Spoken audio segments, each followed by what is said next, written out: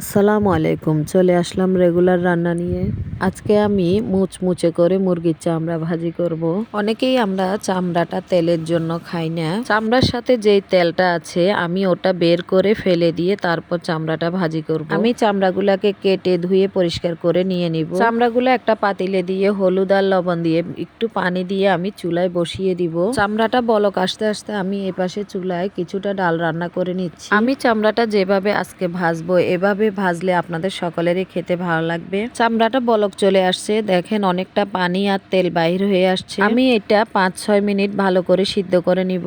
এভাবে চামড়াটা যদি আপনারা সিদ্ধ করে নেন অনেকটা তেল বাইর হয়ে যাবে। আমি আজকে এই চামড়াটা ভাজার জন্য একটু একটু করে ফ্রিজে চামড়াটা জমিয়ে নিয়েছি। আমি মুরগির চামড়া দুইভাবে ভাজি করি। আমি মুরগির চামড়ায় এরকম মুচমুচে করেও ভাজি করি, আবার একটু মাখা মাখা করেও ভাজি করি। আজকে এভাবে করলাম, আরেকদিন মাখাটা আপনাদের সাথে শেয়ার করব। আমার এই ভিডিওগুলো আপনাদের ভালো লেগে থাকলে লাইক কমেন্ট শেয়ার করে দিবেন আর ফলো দিয়ে পাশে থাকবেন আগামী ভিডিও দেখার জন্য।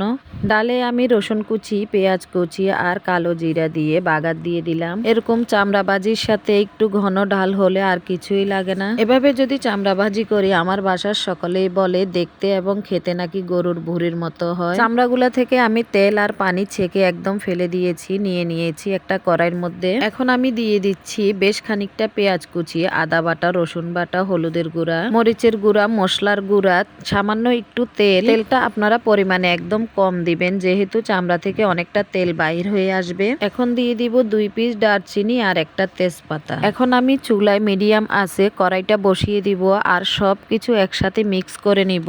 আর এভাবে চামড়া ভাজি করলে আপনারা কোনো পানি ইউজ করবেন না।